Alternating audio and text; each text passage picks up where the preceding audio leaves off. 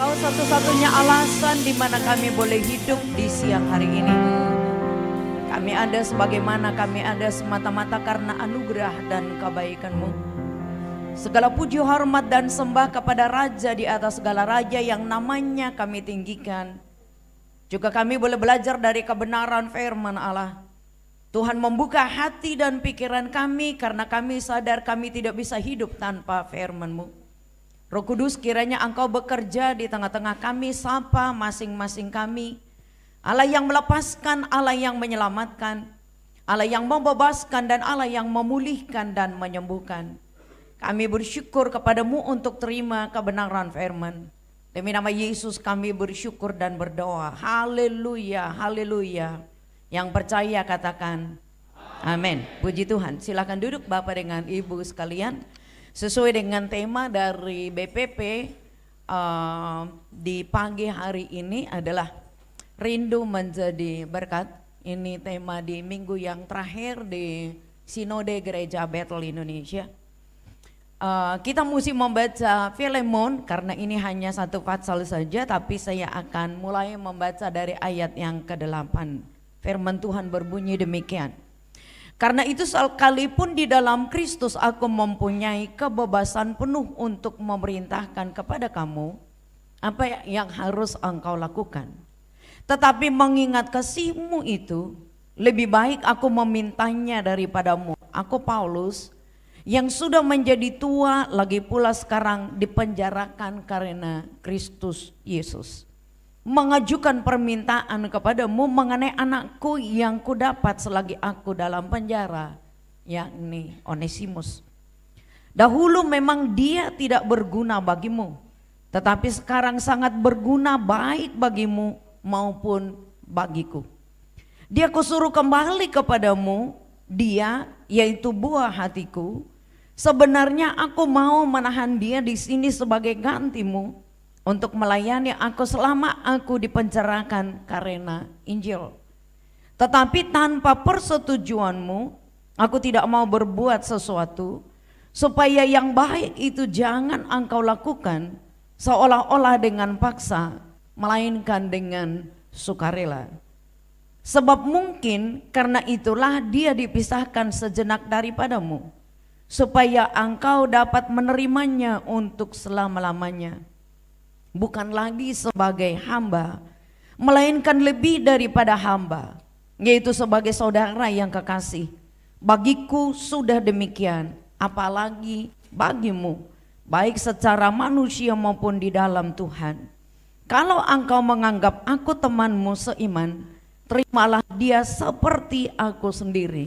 Dan kalau dia sudah merugikan engkau ataupun berhutang kepadamu, tanggungkanlah semuanya itu kepadaku.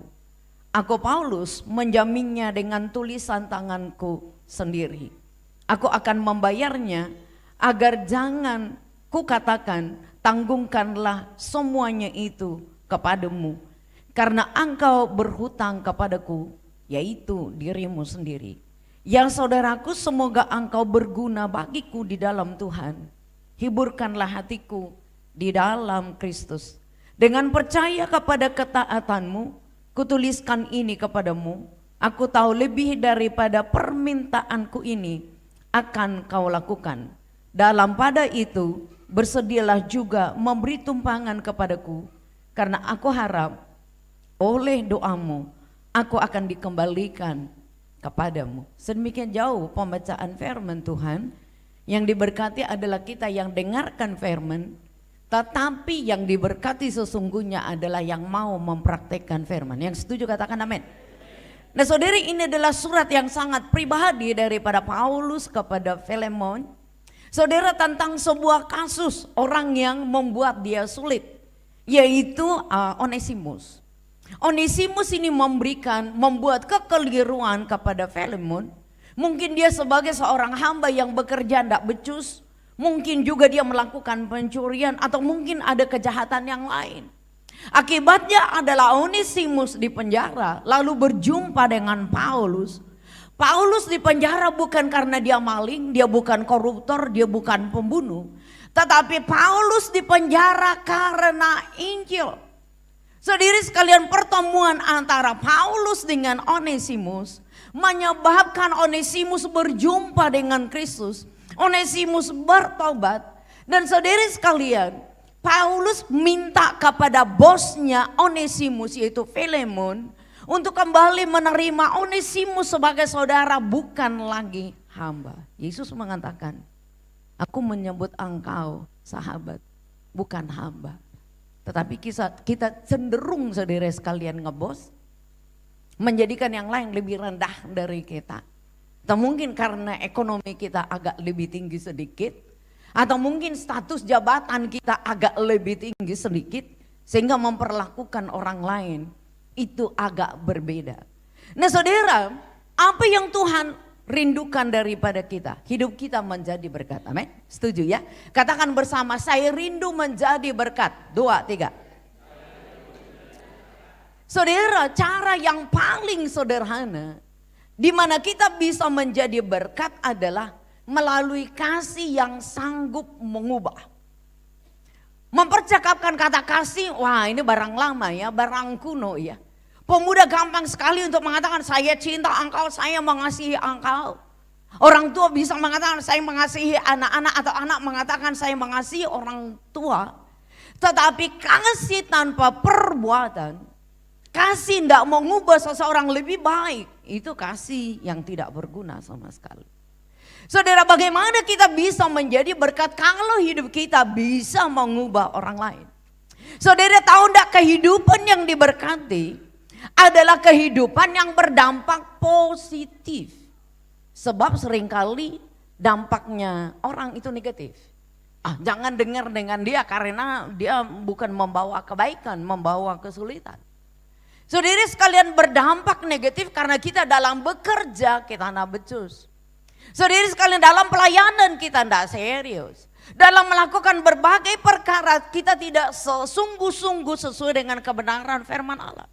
Kehidupan yang diberkati adalah kehidupan yang membawa dampak yang positif, dan dampak itu harus menjadi berkat bagi orang lain. Kita boleh berhasil dalam pekerjaan, dalam bisnis dengan cara-cara yang kita kerjakan. Tetapi kita berdampak positif enggak ya dengan bawahan kita? Kita berdampak positif enggak dengan mitra-mitra kita? Kita berdampak positif enggak dengan rekan-rekan bisnis kita? Atau kita di framing, jangan bisnis dengan dia karena A, B, dan C. Jangan bergaul dengan dia karena A, B, dan C.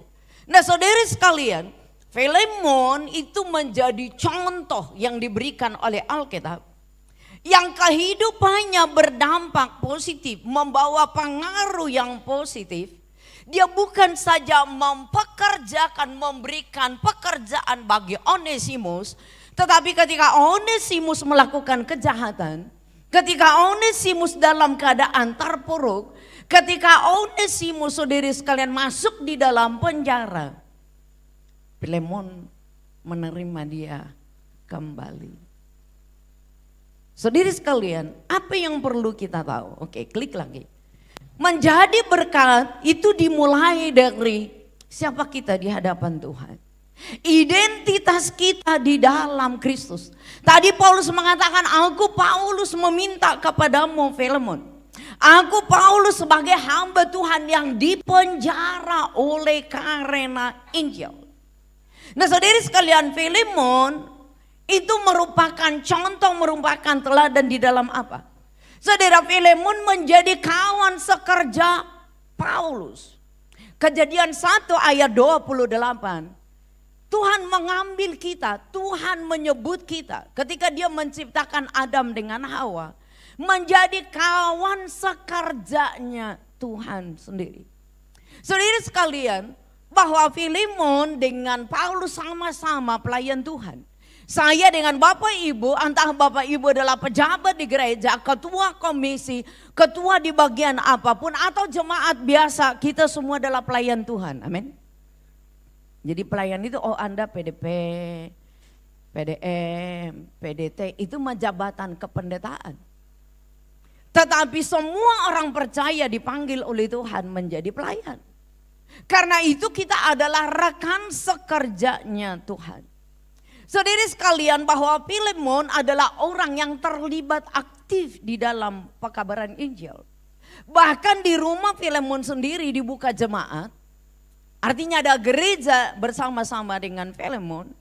Saudara, selain itu rupanya Filemon adalah seorang pebisnis yang diberkati oleh Tuhan. Bisnis yang dikelola oleh Filemon itu yang digunakan untuk menyokong pelayanan, saudara. Itu sebabnya dia mempekerjakan Onesimus. Sayangnya Onesimus melakukan kesalahan yang fatal sampai dia dibawa ke penjara. Tetapi Filemon tahu, saudara, kalau dia mau menjadi berkat, bukan hanya karena identitasnya sebagai pelayan Tuhan, tetapi dia adalah kawan sekerja Allah. Kita tidak akan mungkin memahami betapa pentingnya melayani Tuhan selama kita tidak mengerti identitas kita. Apa identitas kita? Alkitab mengatakan, Paulus mengatakan, jadi siapa yang ada di dalam Kristus, saya dengan Bapak Ibu sekalian, adalah ciptaan yang baru. Artinya kita sudah bertobat. Kita bukan saja merayakan Natal, Bapak Ibu ingat, kita tidak sedang merayakan bayi kecil yang ada di Bethlehem. Kita sedang merayakan raja di atas segala raja yang akan menjemput kita. Dia akan datang di dalam segala kemuliaannya. Ini bukan drama untuk anak-anak sekolah minggu. Natal itu adalah kita sedang menyambut raja di atas segala raja, berdaulat atas kehidupan kita. Ini bukan soal merah dengan hijau Bapak dengan Ibu, tetapi soal kerajaan Allah. Natal bukan tentang makanan. Di padang gembala kala itu tidak ada makanan. Bapak Ibu yang sering kali bolak-balik ke Israel pasti tahu itu. Natal bukan berbicara tentang makanan. Bukan berbicara tentang seragam. Bukan berbicara tentang hal-hal yang material. Tetapi kerajaan Allah. Gloria in excelsis Deo. Kemuliaan bagi Allah di tempat yang maha tinggi. Maka damai sejahtera bagi orang yang berkenan kepadanya. Maka kita sedang mempercakapkan kerajaan Allah. Kalau saya dengan Bapak Ibu di dalam Kristus, maka kita adalah ciptaan baru. Katakan bersama, saya ciptaan baru. 2, 3. Yang baru sudah datang, yang lama hidup di dalam dosa, kelemahan, kekurangan, keterbatasan sudah selesai. Sekarang yang baru itu sudah datang di dalam Kristus. Saya dengan Bapak Ibu semuanya adalah pelayan Tuhan. Itu sebabnya kita harus serius sungguh-sungguh di dalam Tuhan. Jadi kalau kita mau menjadi berkat, mestinya kita menyadari Kristus yang mengubah hidup kita. Selalu saya katakan Bapak dengan Ibu, kita sekarang kan boleh merayakan Christmas. Boleh makan, boleh minum. Beberapa gereja di Tapanuli Tengah, Tapanuli Selatan. Yang barangkali di Tapanuli Utara juga, Aceh dan sekitarnya. Padang sebagian besar. Coba Bapak Ibu, untuk makanan aja susah. Saya tidak tahu berapa banyak Bapak Ibu berdoa bagi mereka. Ada enggak yang saban hari berdoa untuk saudara dan saudari?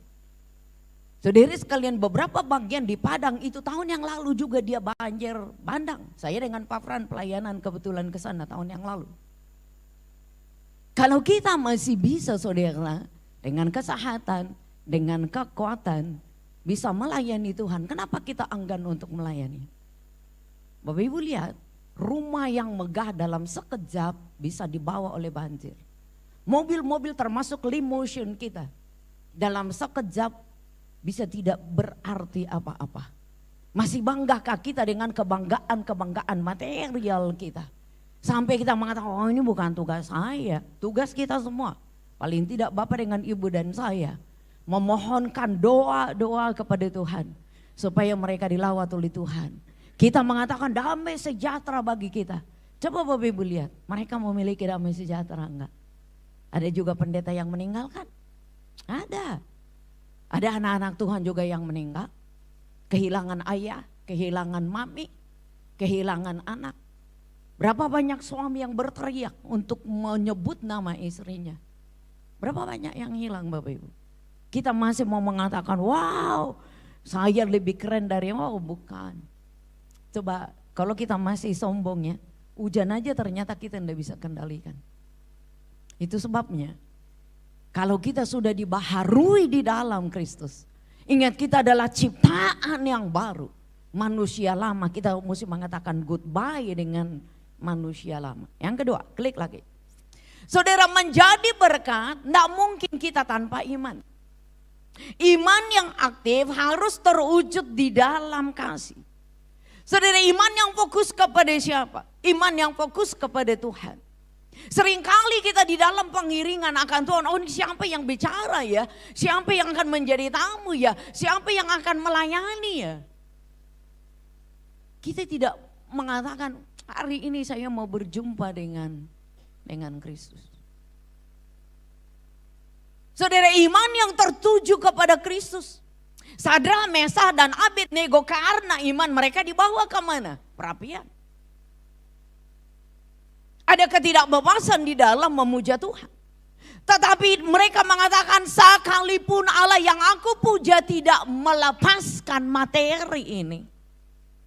Artinya kalau tubuh ini juga harus terbakar sekali-kali aku tidak meninggalkan Tuhan.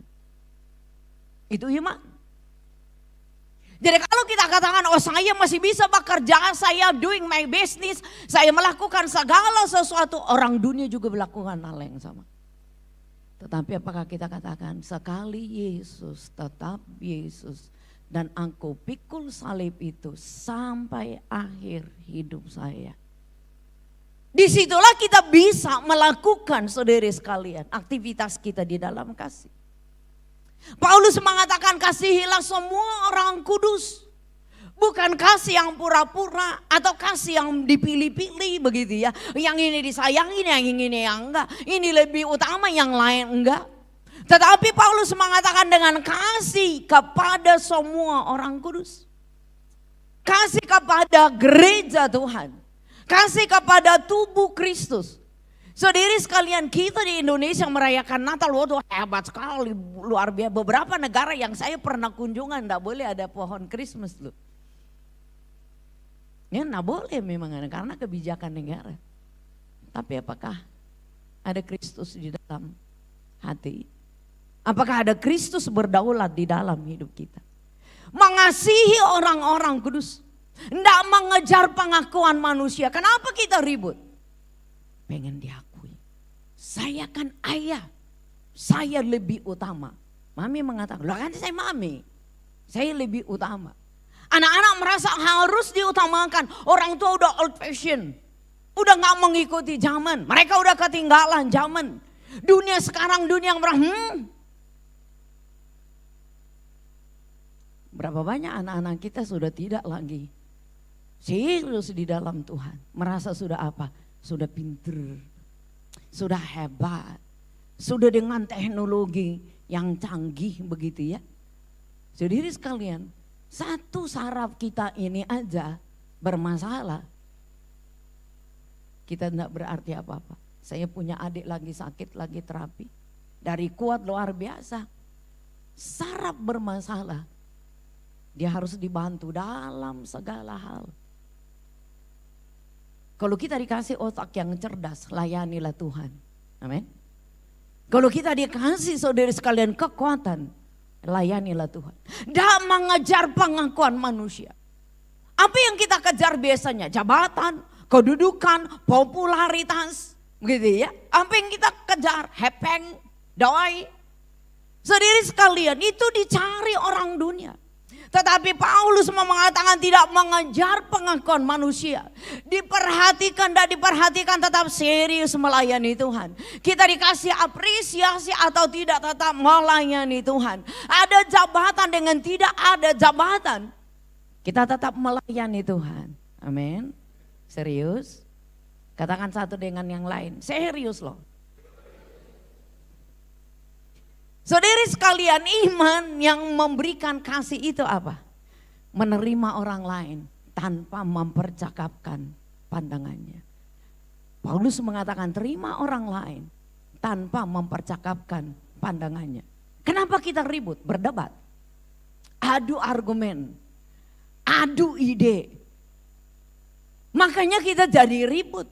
Alkitab mengatakan terima orang lain tanpa mempercakapkan pandangannya. Menerima dengan tulus apa adanya. Bukan ada apa-apanya, tetapi menerima orang lain apa adanya. Saudara, kalau kita katakan, oh saya orang beriman yang terwujud di dalam kasih. Kehadiran kita menyegarkan saudara sekalian, bukan membawa beban. Waduh, kalau dia datang di dalam kan bikin susah. Kita nggak jadi contoh. Orang menyenangi kalau kita hadir di dalam komunitas. Tetapi kalau kita datang, orang lain aduh nyingkir dulu ah. Saudara sekalian, kita tidak jadi berkat. Ini seorang sekelompok mahasiswa, saya guru Bapak Ibu. Dia katanya, Bu Ger katanya, kami ada perkumpulan, ada seminar. Lalu siangnya saudara sekalian, ini anak-anak muda ya, mereka mau makan siang. Lalu ketika mau makan siang dia bilang, waduh kita jangan ketemu dengan dia, kita mesti belok sana. Nah saudara sekalian, ketika dipanggil, ayo saya mau ngikut. Dia bilang, enggak, kami mau belok sana dulu, belum makan. Kenapa saudara sekalian? Rese tahu, kalau dia ada di dalam komunitas rese. Masa sampai makan aja ditinggalkan orang, kagak enak kan? Kagak enak. Tapi kalau ayo kita makan bersama, lah berarti kehadiran kita disukai oleh orang. Tapi kalau orang mesti ngumpet-ngumpet supaya kita nggak ada, nah kita mesti waspada dan kita mesti koreksi diri. Orang yang beriman pasti bisa mewujudkan kasih. Amin. Katakan bersama saya, percaya Yesus. Saya menerima sesama, aku pun diterima oleh sesama. Nah, jangan kita doang pengen diterima. Kita juga mesti menerima orang lain. Oke, klik lagi. Saudari sekalian, bagaimana bisa menjadi berkat? Ini yang dilakukan oleh Paulus, ini juga yang dilakukan oleh Filemon. Kerelaan untuk mengampuni dan menerima orang lain. Saudari sekalian, Paulus dengan Onesimus hanya berjumpa di penjara. Saudara juga bukan, keluarga juga bukan, apalagi anak kan bukan. Tetapi Paulus mengatakan dia adalah anakku yang aku temukan selagi aku di dalam penjara. Maka Paulus meminta kepada Filemon, tolonglah terima dia. Betul dia udah melarikan diri daripadamu. Dia membuat engkau menjadi susah. Dia sudah merugikan engkau. Tetapi boleh enggak aku titipkan dia kembali kepadamu. Kalau engkau terima aku, berarti engkau juga menerima Onesimus. Menerima orang dengan kelebihan saudara, oh gampang. Oh dia orang berhasil, oh puji Tuhan begitu ya. Oh dia orang yang murah hati, oh senang banget saudara sekalian. Menerima orang yang bikin kita jengkel, gampang apa enggak? Menerima orang yang enggak tahu berterima kasih. Tapi kok Tuhan taruh dia dekat dengan kita ya? Menerima orang yang pernah mengkhianati kita, mudah apa enggak? Enggak mudah. Begitulah Onesimus diterima oleh Filemon. Saudara, kasih itu katanya menutupi banyak sekali dosa dan kelemahan. Kasih yang rela untuk mengampuni, tetapi juga untuk menerima orang lain apa adanya. Saudara, itu sebabnya kalau dikatakan Filemon mau menjadi berkat, betul-betul menjadi berkat. Dia menyokong Paulus di dalam pelayanan. Dia menyokong orang lain di dalam pelayanan. Dia menjadi mitra yang baik di dalam pelayanan. Tetapi menerima kembali Onesimus. Adakah orang yang membuat kita sulit? Ada enggak orang yang membuat kita kecewa?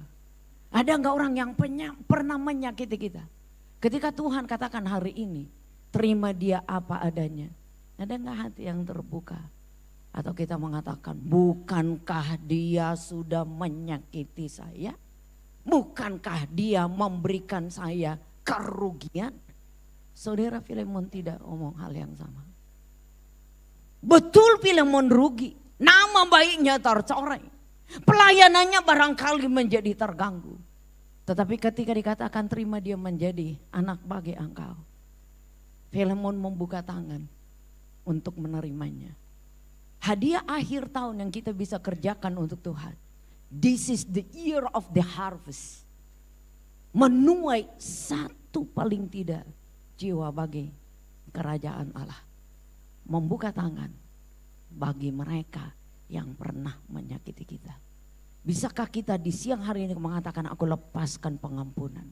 Aku lepaskan kasih. Aku gak ingat-ingat kesalahan, kelemahan.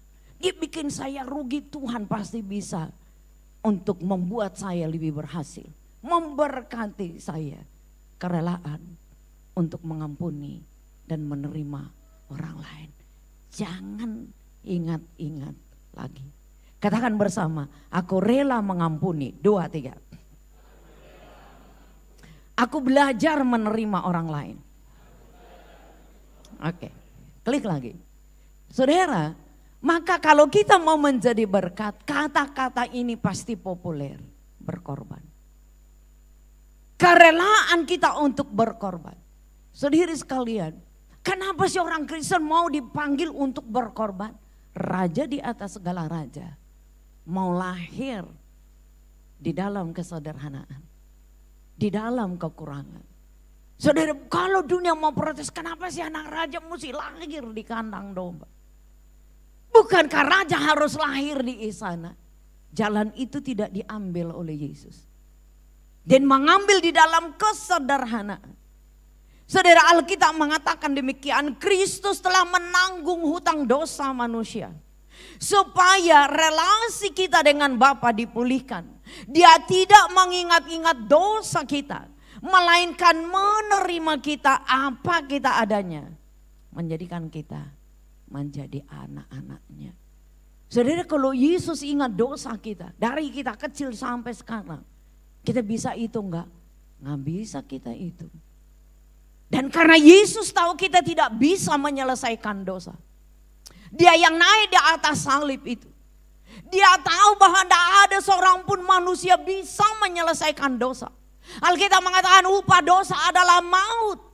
Semua orang sudah kehilangan kemuliaan Allah. Tapi syukur kepada Allah yang oleh anugerahnya Kristus diberikan kepada kita. Saudara, Paulus mengatakan, terimalah dia sama seperti engkau menerima aku. Kadang-kadang perasaan kita itu perlu dikoreksi. Bukan karena kita menjadi emosi, lalu baper dan seterusnya. Seringkali saudara sekalian konsep berpikir kita juga dikoreksi oleh Tuhan. Gampang enggak gampang. Apalagi kita orang, saya udah tahu, saya udah ngerti 30 tahun, saya udah kerja di situ. Paling tahu saya. Kita enggak mau berubah. Cara yang kita bilang pokok saya udah biasa jalan, ngerti. Itu sama seperti Petrus. Danau ini ngerti. Musim badai ngerti. Ikan paling banyak tahu. Yesus kata, ayo tebarkan jalamu. Tidak satu ekor pun ikan muncul. Tidak ada yang bisa dia tangkap. Tapi manusia sok apa? Sok ngerti, sok kepo, sok tahu gitu ya. Kita mesti belajar saudara sekalian. Menerima orang lain. Memberikan pencerahan bagi kita. Memberikan penerangan bagi kita. Saudara sekalian yang dikasih oleh Tuhan. Kalau Bapak Ibu misalnya lihat YouTube, semua orang pintar. Pintar sepintar-pintarnya, sekarep-karepnya. Saya selalu katakan, Bu Ger, mana YouTube yang paling bagus? Mana ada YouTube yang paling bagus? Mana teologi paling bagus? Belajar lagi, balik ke dalam Alkitab. Karena apa? Seringkali orang bilang, oh dia hebat. Apologet yang paling hebat. Tetapi Kristus disukakan enggak? Kristus senang dengan apa yang kita perbuat apa enggak? Berkorban adalah kita rela menanggung kelemahan orang lain. Ibu, berani enggak menanggung kelemahan suami? Ayah, bapak, berani enggak menanggung kelemahan daripada istri? Kalau kita adalah anak, berani enggak kita menanggung kelemahan orang tua kita? Atau kita sebagai orang tua menerima kelemahan daripada anak kita. Paulus mengatakan, kalau Onesimus balik kepada engkau, Sekiranya engkau dirugikan, hitungnya nanti saya akan bayar. Ada enggak dari antara kita yang berani bayar untuk kerugian orang lain? Yang paling enak itu adalah kita ditraktir. Traktir melulu ya. Kita mau traktir orang lain enggak? Apalagi untuk membayar kerugian orang lain. Yang karenanya kita jadi rugi. Mau enggak Bapak Ibu? Itulah yang dikerjakan oleh Kristus. Dia menyelamatkan kita dalam keadaan kita berdosa. Bukan karena kita baik. Bukan karena kita pelayanan. Kalau karena kita pelayanan, banyak orang yang lebih hebat daripada kita. Banyak orang lebih keren daripada kita. Tapi kita tanya siang hari, Tuhan, kenapa aku ada ya bisa di gereja Bumi Anggrek sini? Pernah gak kita tanya? Oh karena kebetulan dekat sini. Enggak lah. Banyak orang lain kan dekat sini, mereka enggak datang di gereja loh. Bukankah hidup ini adalah anugerah dari Tuhan? Belajarlah untuk berkorban bagi orang lain. Yesus mengorbankan seluruhnya. Kerajaannya, kemuliaannya, segala fasilitas. Dia mengosongkan dirinya sendiri. Kita perlu juga mengosongkan diri kita. Supaya kita bisa berarti bagi orang lain. Klik lagi. Nah saudara sekalian, menjadi berkat kadang-kadang saudara sekalian membuat kita terluka. Kita disakiti, kita dikucilkan. Tetapi rahasianya adalah mengizinkan Yesus menyembuhkan luka kita. Supaya hidup kita dipakai menyembuhkan orang lain. Menjadi berkat adalah ketika kita saudara sekalian rela berkorban. Kita rela mengampuni. Ketika kita terluka maka ingatlah orang lain ternyata juga bisa terluka seperti kita. Ketika kita sakit saudara, orang lain juga bisa sakit seperti kita. Kenapa Tuhan mengizinkan kelemahan-kelemahan tubuh itu ada? Karena Paulus mengatakan yang aku kehendaki adalah mengenal dia di dalam kuasa kebangkitannya. Tetapi juga supaya aku menjadi sama dengan penderitaannya. Apa yang dicari oleh dunia? Kesenangan. Bali penuh, Jogja penuh, puncak penuh. Orang mau memanfaatkan akhir tahun. Itu hal yang biasa ya. Setahun udah bekerja, mau fellowship dengan keluarga. Tapi coba kita cek, ketika mereka pulang damainya masih sama ya? Atau damainya masih berkurang? Gitu ya, pulang dari Hong Kong, ntar pulang dari Singapura, mungkin pulang dari Amerika, dari mana-mana. Saudara sekalian, boleh menikmati hidup, boleh sih. Tuhan mengizinkan kita kok menikmati kesenangan, keberhasilan. Tetapi Tuhan kadang-kadang mengizinkan kita terluka. Supaya apa? Kita menikmati kesembuhan yang Tuhan berikan. Dengan demikian kita bisa menyembuhkan orang lain. Oke, klik lagi.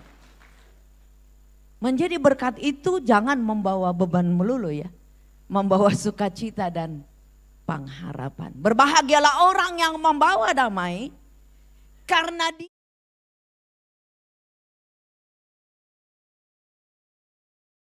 yang mau menjadi berkat bukan hanya melihat kewajiban-kewajiban semata saudara. Orang dunia bisa melakukan itu. Tetapi mesti ada tahapan berikutnya. Seperti Paulus mengatakan, aku ada sebagaimana aku ada semata-mata karena anugerah dari Tuhan. Kalau hidup ini adalah anugerah, maka persoalan pergumulan kita akan respon dengan baik. Nah saudari sekalian, kalau hidup ini adalah anugerah, maka kita mesti gunakan untuk bersyukur kepada Tuhan. Kalau kita lihat ya, berapa sih karunia kita? Bapak Ibu udah pernah dites karunianya enggak? Coba tes karunianya itu berapa? Tidak ada saudari sekalian orang yang karunianya hanya satu. Allah itu begitu ajaib. Nggak ada yang hanya satu, nanti tes deh. Jadi kalau Anda mengatakan, oh saya nggak ikut pelayanan, nanti karunia bisa diambil, nggak bisa. Kurang keren gimana Herodes. Punya otoritas, punya kuasa, tetapi dia menggunakannya untuk membunuh bayi-bayi pada zaman Yesus. Kurang keren gimana saudara sekalian Firaun. Menjadi pemimpin negara adidaya, tapi dia juga membunuh anak-anak pada zamannya Musa. Saudara, kurang keren gimana Nebukadnezar, negara adidaya, tapi Tuhan mengubahnya menjadi seperti binatang. Jadi kita tidak perlu sombong. Hidup ini adalah anugerah. Amin. Oke, klik lagi, ini yang paling akhir Bapak Ibu. Ini kita perlu ambil komitmen bersama. Saudara, apa yang kita mesti kerjakan untuk hidup menjadi berkat? Hiduplah di dalam manusia baru ya.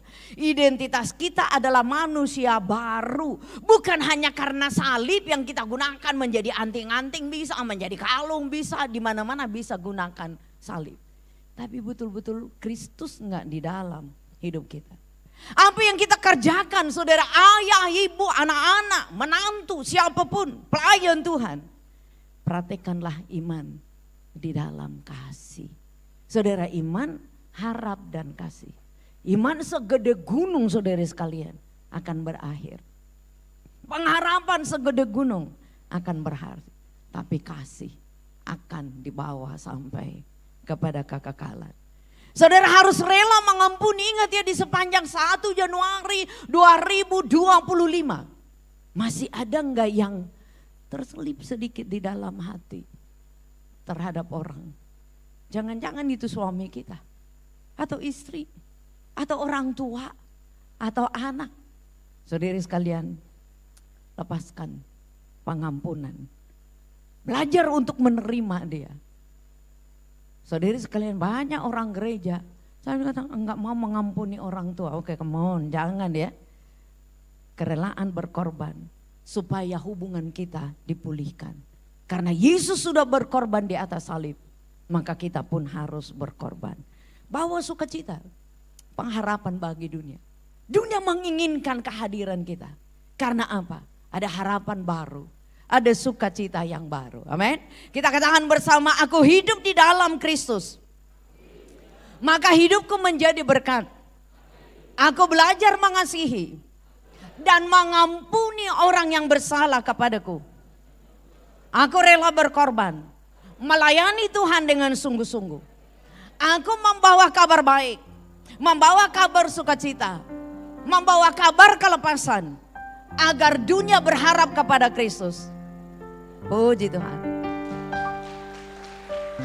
Yuk kita sama-sama bangkit berdiri ya.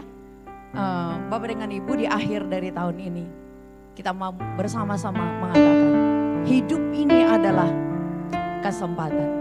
Kita tidak mau sia-siakan. Beberapa hari ke depan menyongsong tahun yang baru. Jangan kita sampai menyesal untuk mengatakan hidup kita tidak berarti. Kita naikkan pujian ini menjadi doa kita. Hidup ini adalah kesempatan.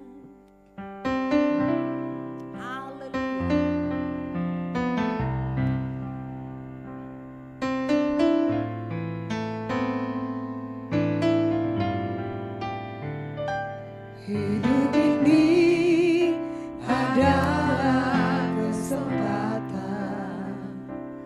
Hidup ini untuk melayani Tuhan.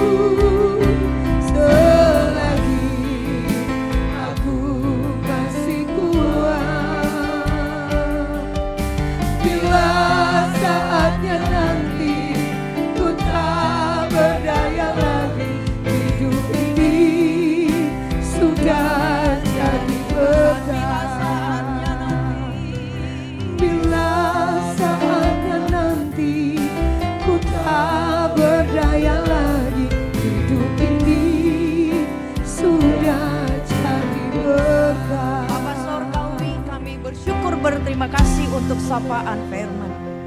Kami rindu menjadi berkat terutama di dalam keluarga kami masing-masing. Keluarga kami menjadi keluarga yang berbahagia. Karena setiap orang di dalam keluarga menjadi agen berkat. Terima kasih untuk kami boleh sepanjang tahun ini menghitung kebaikan-Mu, menghitung anugerah-Mu. Maka kami akan kaget dan kami akan terkagum-kagum. Karena kami tidak akan pernah bisa menghitung berkat-berkat yang Engkau sediakan bagi kami. Berkat bagi keselamatan kami yang kami tidak akan pernah bisa hitung dengan harga di dalam dunia ini. Berkat-berkat kesehatan dan kekuatan, berkat materi. Dan Engkau cukupkan kami. Dan kalau kami boleh sebagaimana kami ada di siang hari ini, semata-mata karena anugerah-Mu.